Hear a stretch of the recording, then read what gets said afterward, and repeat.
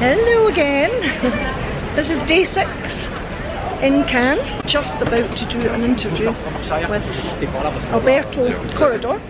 He's a film director. Of course it is Friday and everybody's rushing about for their work. I'm sure the locals are hating all this tourist chaos. So again, I'm going to fight my way through this crowd, and on the way I might get a glimpse of someone rich and famous. Just check it out. It's very difficult to walk in these heels, and if you think, oh wow, look at that dress, isn't that beautiful? Of course it's Chanel, so of course it would be Chanel. Maybe one day. Here I am. It is mad! Honestly, really mad. But it is really enjoyable. I'm having an absolute ball. Meeting new people. Instagram, I must say, is fantastic for meeting new people. And then because I'm in Cannes, then I'm just hashtagging everyone that I want to meet. And there's really good opportunities there. Just me and my camera. Okay, so I will keep you posted, let you know how I get on. Got my nice little dress on today from, it's a Dolce & Gabbana dress. Got my eyes done with the beige and the oranges, just very lightly done because obviously it's, I don't want it to be too extreme. And I'm so excited. So I'll see you soon. Bye!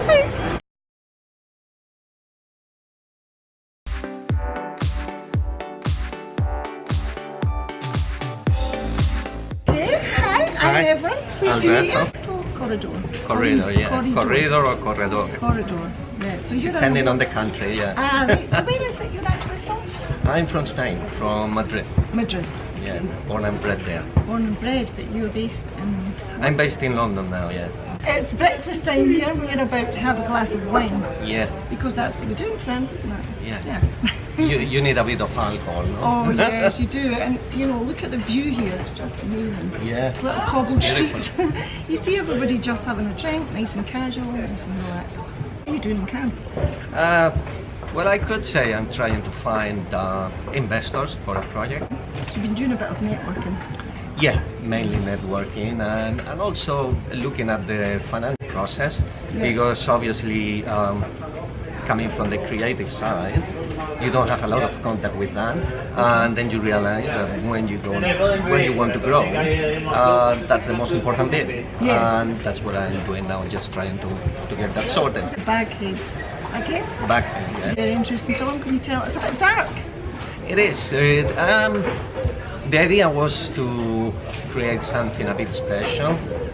It has a horror look because I really love horror films. Japanese or Korean horror film feel about it. Supernatural, not even a thriller, it's more a drama relationship in terms of the short movie. Right. So you were at the Short Film Festival panel. Yeah. And were you really inspired when you were there? We got into the final of Shorts TV contest, which is a very good production company for shorts because they have their own TV channel. Nerve-wracking experience, but also a very positive one because we got to pitch the project. Yeah. And the best part of it is that we won. So we won some funding for it. This project stayed quite a long time to be shot and post-produced and so on. It gave us a deadline because per contract we had to deliver the short film in a relatively quick turnaround, and we managed to do it. And now we have a finished project that is working like a proof of concept for a future-long movie. And we will take it from there. Fantastic. What made you want to be a film director? Well, that's a very good question. Do you want to take a sip of your drink? Yeah. And think about it. Yeah. Let's do a cheers first. Cheers, it's such a pleasure to meet you. Pleasure. Cheers. That's a massive beer. Anyway. Yum yum. I always liked film, went to film school in Spain and so on. I think most people who go to film school, they want to be directors at some point. Obviously, life takes over, and then your path is not as clean as you thought it was going to be. And for the past 20 years I've been working mainly as a video editor, my first 10 years, and then more as a creative director in the UK. Where do you actually start? I mean, where does your ideas come from? How do you actually put that all together? It depends. For example, for Baghdad is Lorcan's idea, the screenwriter. I was looking for a feature-long project for a script. I have my own ideas, but at some point you realize if I have to write them myself, it's going to take very long. So I just try to find a good story. And Lorcan, cheekily enough, they sent me a short script, which I didn't really want to have. But then I read it and I fell in love with the story, and mainly with the characters and the whole, let's say, universe that he created. And I saw also the possibility of expanding it into a feature-long story, because the concept is very good. It was what inspired me. Good stories, good stories, good characters, and I could say if the concept is right and you get the right characters, the story will come. It comes almost from itself. So that was one of my other questions actually, was how do you select the actors, and which actors have you had working with you before? Sometimes you use actors that you have worked before with. Normally you take a look at the script and you have an idea of what your character is going to look like. My approach is always to create a breakdown for the character, and then look for different possibilities. Some people have a very personal view of what the character would be, and they try to find the right match to fulfill that vision. For me, that's only part of the process, because sometimes you need to see other possibilities for this character, invite the actors to an audition, and then see how it works. Select an actor on sort of merit, and not just on how you get on with them. I mean, how does that work sometimes? Because if you didn't get on with them... but that's why, I mean, I don't know if it's something that people do normally. One, choose the people and work with them. Many people also take friends who are actors and make a mistake. What I try to do is to select less actors, have a full day casting session at least, and spend with each of the actors no less than 30 minutes. Because that way you don't only see what they can do, because they also need time. They need time to relax and to really give it a go. But you also can see their attitude. And if it's someone that you can get along in set or not, because for me the most important thing is that everyone in set is a fit, and the whole team has a good, they have there is a good atmosphere, because otherwise just one person can mess up all the team and drag down the production, and that's something that you cannot afford. And that's quite stressful. So you maybe get someone that was a bit egotistic.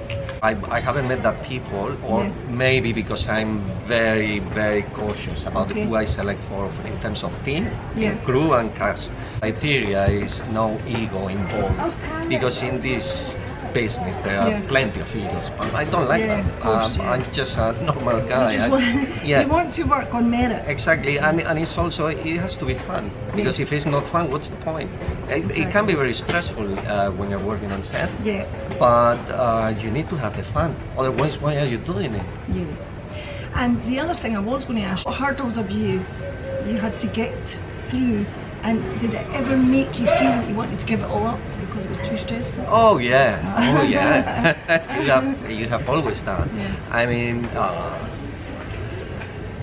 when I shot Baghdad, for example, it was crazy, because at the same time I was line producing for a different director.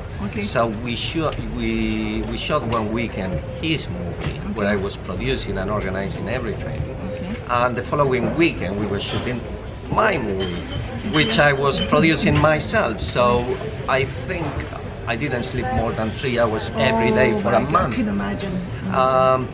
On top of that, the whole stress of organizing on a low budget, people jumping off ship the day before shooting, and then you have to replace them, or equipment that you think you're going to get that you're not getting, problems with insurance, problems with the studio, that sort of stuff you always have. And then the reality is that you start shooting and you're already done. You're so tired that you don't know how you're going to get through it, because on set you can spend from 10 to 16 hours in one day. Remember that the first day shooting Baghdad, at some point I was just flagging, and I thought, you know what, I'm just going to give this up and just go back to what I was doing before. It's easier, it's less of a headache, and I don't have to do this. But thankfully I had a very good team, and for all my friend John Wade, who was the OP, who was the one who was directing the weekend before, he helped me out during my shooting and pumped me up a little bit so that I could have someone to lean on when I was flagging, and then you go through that patch and then everything is fine. I don't think many people actually get, when they watch a movie, how much work has went into that movie. So you will appreciate when you're watching a film. Oh yeah, and I get all the friends when I was telling them I'm shooting and so on, and they could see for months I was busy organizing not only the shooting but the other two. But then they say, how long is this movie going to be? And I say, it's going to be 15 minutes. And they look at you and say, 15 minutes? So much work for 15 minutes? But that's crazy, that's too slow. And I say, guys, it's the way it works. You don't know how much time you can spend in just one shot. Because if you want to do it properly, you need the time. You definitely do. So what's the most important lesson that you've experienced that you could share and advise new film directors? Right. There are many lessons learned, but the main thing, and that I kind of knew before, but you cannot underestimate it, is don't shoot anything where you don't have a very, very good script. If you don't have a very good script, forget it, because it's only going to be practice again. I think that you can do it for nothing. That's a myth. You can do it for nothing, but it won't be good. It won't be good. The other thing that I have to advise is post-production is very important. Costs more money than you anticipate always, because you have to do the color grading, which costs a lot of money. Then you have to do the DCP copy, mastering and so on. That all costs money that you never really are anticipating, because when you are doing your first thing, you never know that's going to be the case. But it's also, after you have finished it, you're doing it for a reason. If you're not doing it for a reason, don't do it. And that reason normally is that you want to do the next thing, and the next thing should be bigger. So what you do is you have to take it to festivals, and that costs money. Everything costs money, because you have to travel, you have to find accommodation, you have to pay for the fees. I think we spend around £900 only in festival fees, which is a lot, but it's dwarfed by what you're spending in coming to Cannes, finding accommodation, trying to talk to people, getting into parties and so on. Everything costs a lot of money. Well, here's an example for me. I've been trying to get a pass just to do some vlogging on the red carpet. And it's an absolute nightmare. So what I'm doing is just chatting to people like you, and you may be able to introduce me to someone that maybe has a few passes, because the story is in Cannes, most festivals, that the directors will be issued, the big directors will be issued a lot of passes, and if they don't use them, then as you see people with the placard up, and I'm just thinking, right, maybe I could I'll get on that bandwagon. Otherwise, I'm paying, what, maybe €300? There are different passes. For example, I have the market pass, which means I can get in there. You have some perks that you can use. Maybe you can get into screenings and so on when there is space, but you don't really get invitations to anything, because there are different tiers in categories. And obviously they are very restrictive about it. They are very restrictive. I mean, I applied as director, but unless you have a really body of work, Yeah.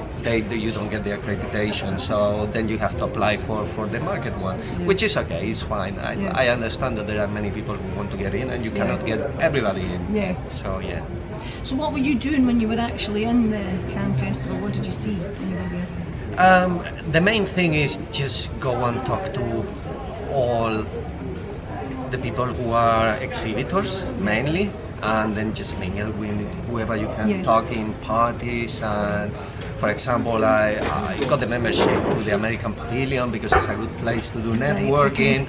There are always parties going on, you always try to get into, in my case, finding producers who are maybe interested in what we want to do.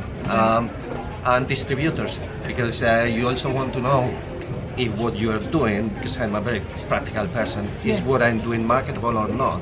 Because managing to do a project like this one takes a lot of time, a lot of effort, and a lot of money. So if I'm going to commit that, I want to know that at the end it's going to bring me forward, because otherwise I'm not going to do it. For example, I'm not going to do rom-coms. I don't like them. I wouldn't like to do them. But as long as I stay in my genre, which is more thriller, then it's fine. And where does your ideas come from? Ideas, well, from watching too many movies, reading books, and watching more movies and more movies. That's where they come from. I don't know. Do you write everything down when you have an idea? Just write? Yeah, you always write. You always write down. You make notes about possible characters, even lines of dialogue that you hear people say, and I say, oh, I can include that in some script or something like that. I mean, I don't know. My family and my friends, they always thought I was weird because I always had weird ideas. So what you do is, with your weirdness, you just put it to work. And that's what I'm doing. That's good. You don't have nightmares? Yeah, that's another one. I love nightmares. So. Well, I'm really scared of horror. If I watch a horror film, then I'll have to watch a comedy film right after, just so that, you know, I've not got that whole vision in my mind. Which actors and as directors have you had the best chat with? What's been your best chat? It's not like I know many directors, not the famous one. I have this young wit who was doing the OP for me, and he's always he's on the brink of getting all the financing for his feature-long movie based on that proof of concept that we shot. I think he's very talented, and it's good to have someone that is a fellow director and that knows all the struggles that come from coming, let's say, from the bottom and trying to get there. It's very difficult. It's a cutthroat business, and you just have to be committed and persistent and so on. It's hard work. It is. Thinking, how do I get on that red carpet? Exactly. We all have our goals. You just have to stick to them. It will happen at some point, somehow. If you keep trying and trying and trying. I mean, I've met people who have been coming here for 20 years.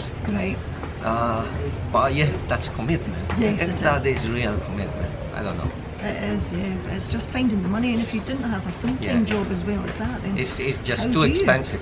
This business is too expensive. It's like if you're talking about investing 300,000 or 500,000 pounds, you think it's a lot of money, but that's actually the entry level. If you do something with that money and it's good, you're fantastic. And maybe, I think I've covered everything. Oh, happy memories. What would be your happiest memory of Cannes when you leave? My happiest memory? Well, obviously me meeting you today. Yeah, of course, that's my happiest memory. But probably my second happiest memory is still to come. I have a few days still to go, so I hope I will have one memory where I say, wow, that was really something. But I have to say, the first time that I sat in front of a producer, someone that really can give you the money that you need for the project, and they are talking to you, looking at what you have, and giving you positive feedback, and you have a good feeling, and they say, yeah, when you go to LA, we should meet and talk about this project and so on.